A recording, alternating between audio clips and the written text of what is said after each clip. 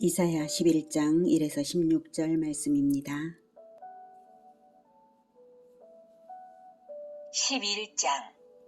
이새의 줄기에서 한 싹이 나며 그 뿌리에서 한 가지가 나서 결실할 것이요 그의 위에 여호와의 영 곧 지혜와 총명의 영이요 모략과 재능의 영이요 지식과 여호와를 경외하는 영이 강림하시리니 그가 여호와를 경외함으로 즐거움을 삼을 것이며 그의 눈에 보이는 대로 심판하지 아니하며 그의 귀에 들리는 대로 판단하지 아니하며 공의로 가난한 자를 심판하며 정직으로 세상의 겸손한 자를 판단할 것이며 그의 입의 막대기로 세상을 치며 그의 입술의 기운으로 악인을 죽일 것이며 공의로 그의 허리띠를 삼으며 성실로 그의 몸에 띠를 삼으리라.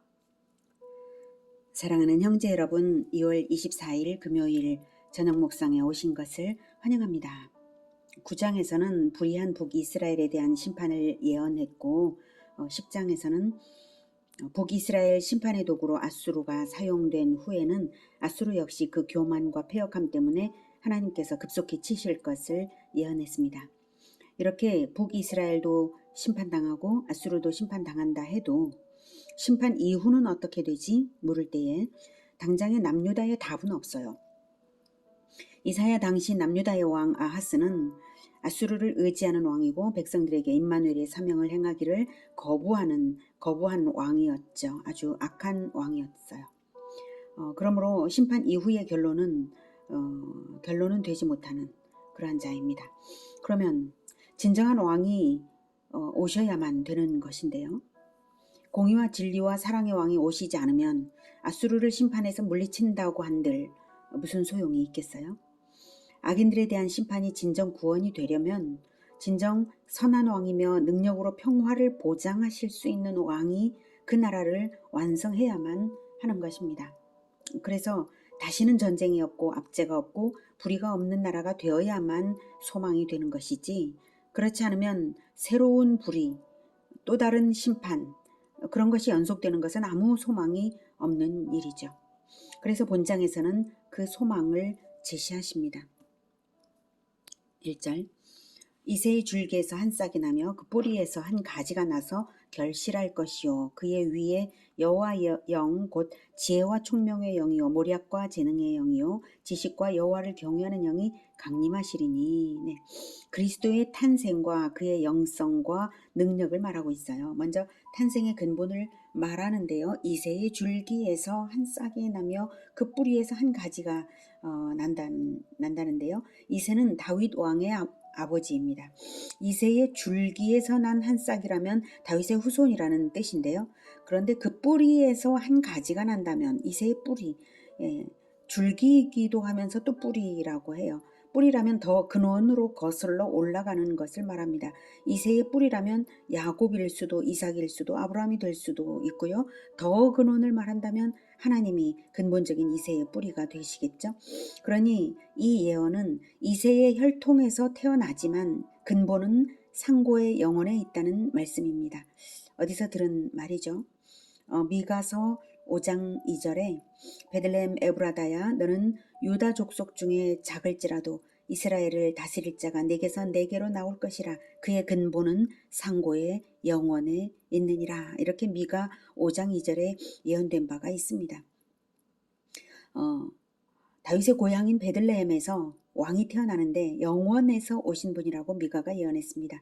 그러니 유다 지파 다윗의 왕가에서 태어나지만 그 근원은 다윗보다 먼저 되신 분이라는 뜻입니다. 그래서 다윗도 그리스도를 보고 주라고 불렀죠. 훗날 자기의 후손으로 태어나실 분을 미리 보고 주님이라고 다윗이 불렀고요. 주님의 부활까지를 예언했어요. 사도행전 2장 25에서 27에 그것을 다시 인용하면서 말한 것이 있습니다. 다윗이 그를 가리켜 이르되, 그리스도를 가리켜 말한 거죠. 다윗이 그를 가리켜 이르되 내가 항상 내 앞에 계신 주를 배웠으며 나로 요동하지 않게 하기 위하여 그가 내 우편에 계시도다. 이렇게 다윗 왕의 우편에 늘 그리스도가 늘 계셨던 것입니다. 그러므로 내 마음이 기뻐하였고 내 혀도 즐거워하였으며 육체도 희망에 거하리니 이는 내 영혼을 음부에 버리지 아니하시며 주의 거룩한 자로 썩음을 당하지 않게 하실 것이미로다. 예, 주의 거룩한 자, 즉 그리스도로 하여금 썩음을 당하지 않도록 하나님께서 하실 것이다라고 다윗이 말을 했습니다. 다윗이 그리스도의 부활을 미리 보고 예언한 것이고요. 그런 분, 즉 하나님의 아들이 왕으로 오실 것이니 그 영성과 능력이 어떻겠습니까? 하나님의 영성, 하나님의 능력, 바로 그것이죠. 그래서 그의 위에 2절, 그의 위에 여호와의 영, 곧 지혜와 총명의 영이요 모략과 재능의 영이요 지식과 여호와를 경외하는 영이 강림하시리니라고 합니다.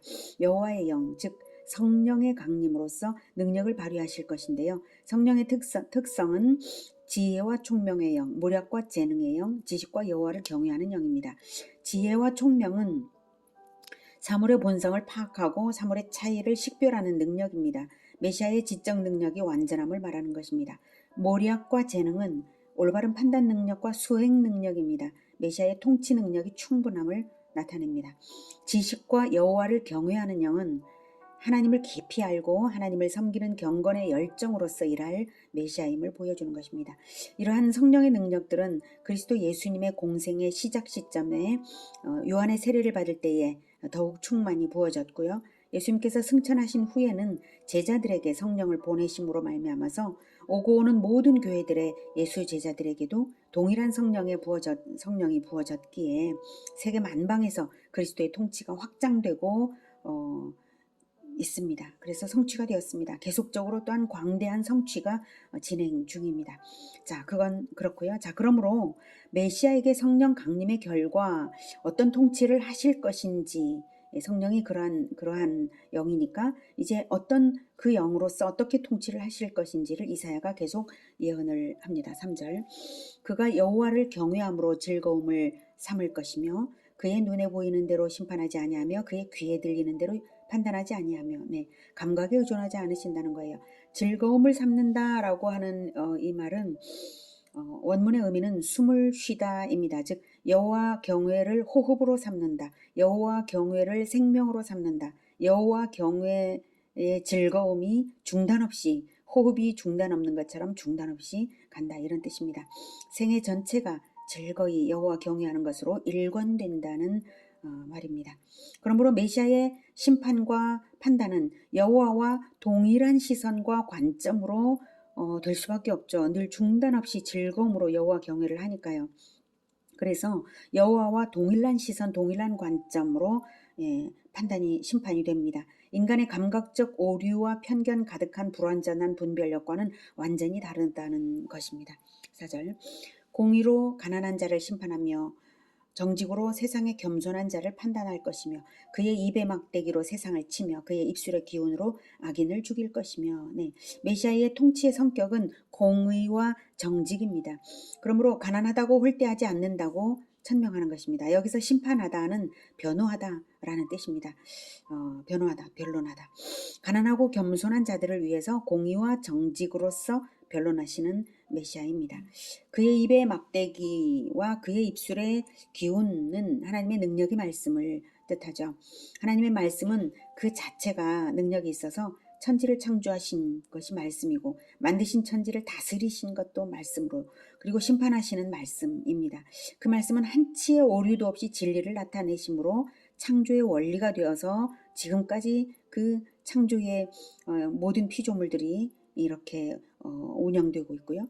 그리고 통치의 원리가 되어서 되고, 그리고 심판의 기준이 되는 말씀이시므로 그 말씀의 원리에 따라 그 말씀의 능력으로 다스리시고 승리하실 때, 그리고 마침내 승리하실 메시아이십니다.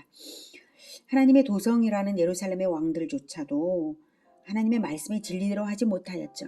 그렇지만 메시아는 그 말씀을 능력으로 삼으실 분이십니다. 그래서 5절, 공의로 그의 허리띠를 삼으며 성실로 그의 몸에 띠를 삼으리라.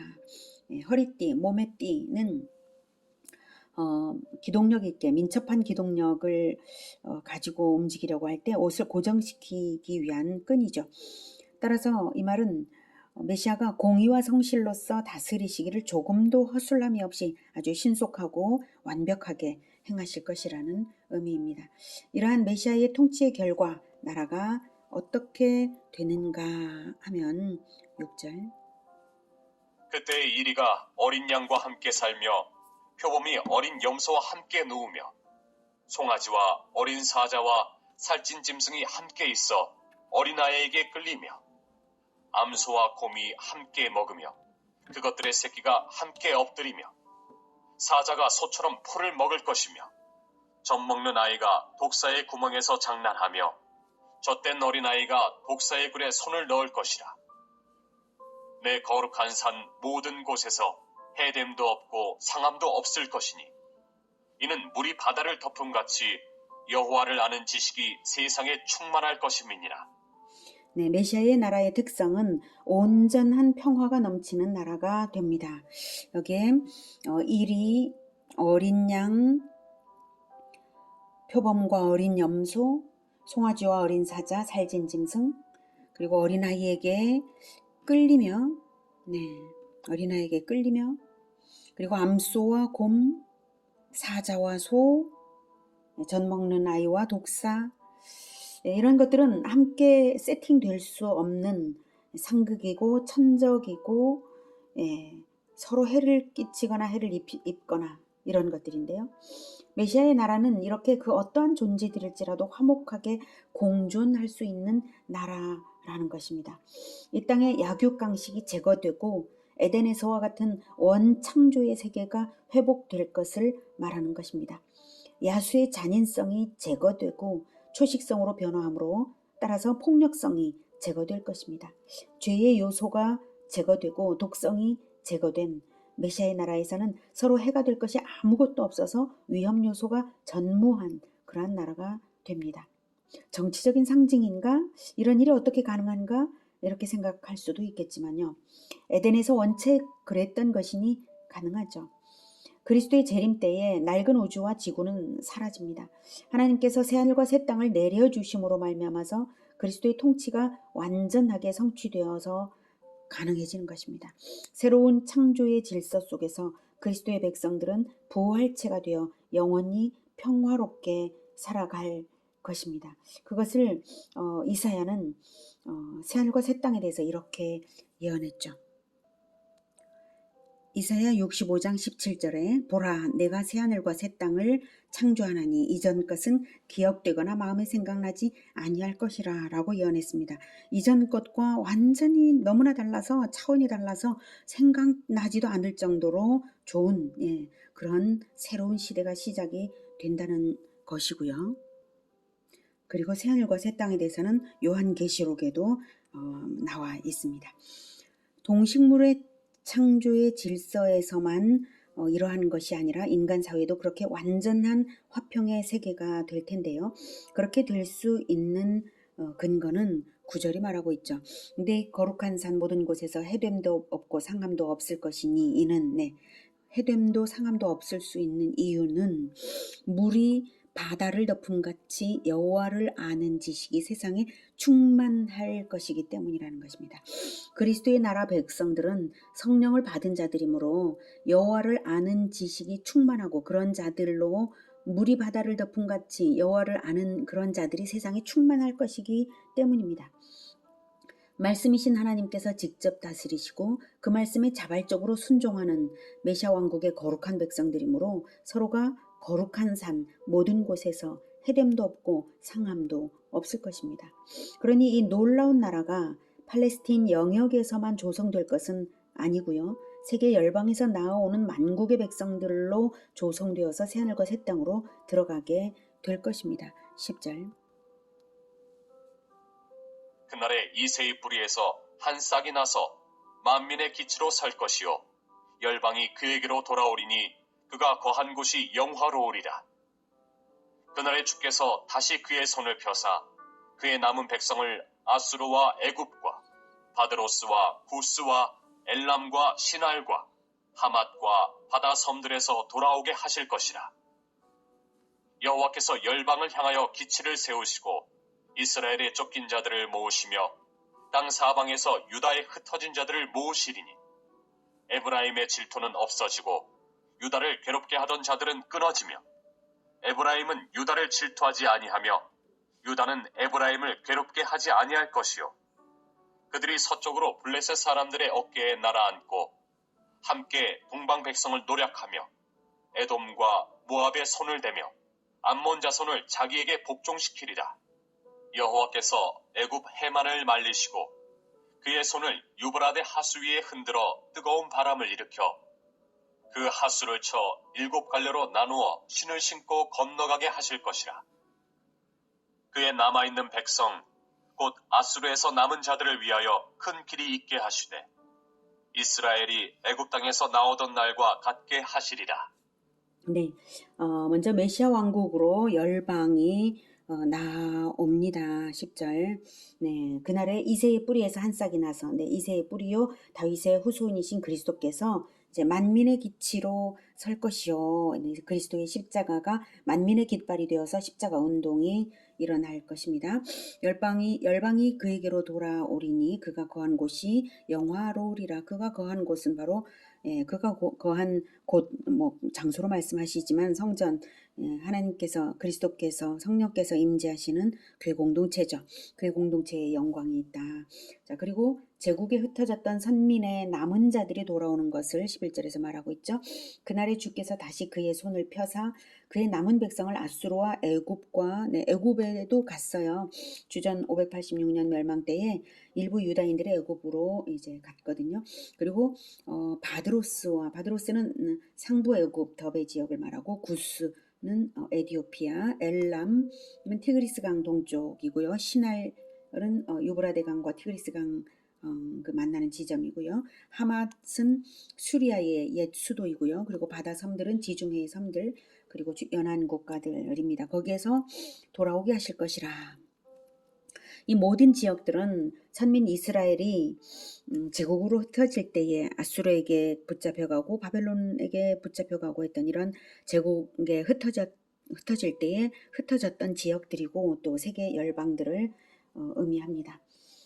이 예언은 1차적으로는 이제 돌아온다는 이것은 1차적으로는 주전 537년에 고레스 칙령으로 인해서 스룹바벨과 에스라이의 인솔 아래 예루살렘으로 귀환했죠. 그로써 성취됩니다. 궁극적으로는 예수 그리스도의 사역으로 세계 만방이 구원받을 것을 말한 것입니다. 12절 여호와께서 열방을 향하여 기치를 세우시고 이스라엘의 쫓긴 자들을 모으시며 땅 사방에서 유다에 흩어진 자들을 모으시리니. 자, 이렇게 흩어진 것이 선민이 흩어진 것이 그 당시에는 정말 고통이고 심판이었지만 그것이 전화위복이 되어서 열방에서 돌아올 때에 쫓긴 자들이 모여올 때에 땅 사방에서 유다에 흩은 자들이 모여올 때에 열방이 함께 오는 것이죠. 자, 그리고 서로 적대했던 자들이 화해합니다. 13절 에브라임의 질투는 없어지고 유다를 괴롭게 하던 자들은 끊어지며 에브라임은 유다를 질투하지 아니하며 유다는 에브라임을 괴롭게 하지 아니할 것이요. 에브라임은 북이스라엘의 그 대표 지파입니다. 그래서 북이스라엘이라는 의미고요. 북이스라엘과 남유다가 서로 계속 대립되어 있었는데 이제는 화해한 것이죠. 이렇게 분열이 사라지고요. 그리고 대적들을 복종시키실 것을 14절에서 말하고 있습니다. 그들이 서쪽으로 블레셋 사람들의 어깨에 날아앉고 함께 동방 백성을 노략하며 에돔과 모압의 손을 대며 암몬 자손을 자기에게 복종시키리라. 이것은 문자적 의미만을 생각한다면 이스라엘의 최대 숙적이었던 블레셋을 포함한 주변 국가들을 정복한다는 말인데요. 무력 정복이라기보다는 우월한 권력을 행사한다는 의미죠. 궁극적으로는 복음으로 세계를 정복할 것과 종말론적으로는 세상의 주인 노릇을 하는 지금 공중 권세 잡은 자 마귀와 그 세력을 완전히 쳐서 복종시킴을 뜻합니다. 지상의 교회가 그리스도의 십자가 깃발 아래서 영적 전투를 하는 사명이 있음을 말하고 있는 것입니다.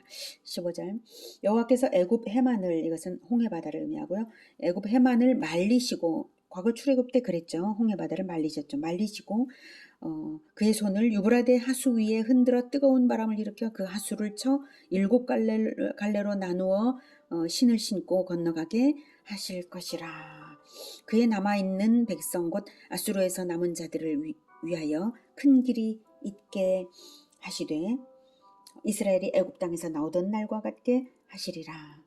출애굽 당시에 하나님께서 친히 바람의 위력을 통해서 바다에 길을 내셔서 자기 백성들을 구원하셨죠. 그런 것처럼. 그리고 또 엘리야가 요단강을 쳤을 때 여러 갈래로 이제 요단강이 갈리면서 걸어서 건너갔잖아요. 그런 것처럼 이제 그래서 포로로 잡혀간 선민을 구출하는 데에도 기적적인 방법으로 하겠다 이 뜻이에요.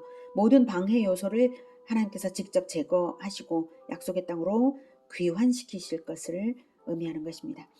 이 예언은 1차적으로는 주전 537년에 바벨론 포로 귀환에 의해서 성취되었고요. 2차적으로는 신약시대의 오순절 성령 강림으로 유대인과 이방인들을 다 포함한 신약교회가 형성됨으로써 성취되었습니다. 그리고 궁극적으로는 그리스도의 재림과 함께 태초부터 택함받은 모든 하나님의 백성들이 천국에 들어가게 됨으로써 완전히 성취될 것입니다. 우리가 들어갈 나라에 대해서 에베소서 1장 3, 4절에서는 하늘에 속한 모든 신령한 복을 우리에게 주시는데 그리스도 안에서 주시려고 창세전에 그리스도 안에서 우리를 택하사 우리로 사랑 안에서 그 앞에 거룩하고 흠이 없게 하시려고 창세전부터 그리스도 안에서 택하셨다라고 말하고 있고요. 데살로니가 전서 4장 13에서 17절은 예수님의 재림을 이렇게 말하고 있습니다. 데살로니가 전서 4장 13에서 17절 형제들아 자는 자들에 관하여는 너희가 알지 못함을 우리가 원하지 아니하노니 이는 소망 없는 다른 이와 같이 슬퍼하지 않게 하려 함이라. 우리가 예수께서 죽으셨다가 다시 살아나심을 믿을진대 이와 같이 예수 안에서 자는 자들도 하나님이 그와 함께 데리고 오시리라. 우리가 주의 말씀으로 너희에게 이것을 말하노니 주께서 강림하실 때까지 우리가 살아남아 있는 자도 자는 자보다 결코 앞서지 못하리라. 주께서 이때 여기 이 부분부터입니다. 주께서 호령과 천사장의 소리와 하나님의 나팔 소리로 친히 하늘로부터 강림하시리니 그리스도 안에서 죽은 자들이 먼저 일어나고 그 후에 우리 살아남은 자들도 그들과 함께 구름 속으로 끌어올려 공중에서 주를 영접하게 하시리니 그리하여 우리가 항상 주와 함께 있으리라. 항상 주와 함께 있으리라.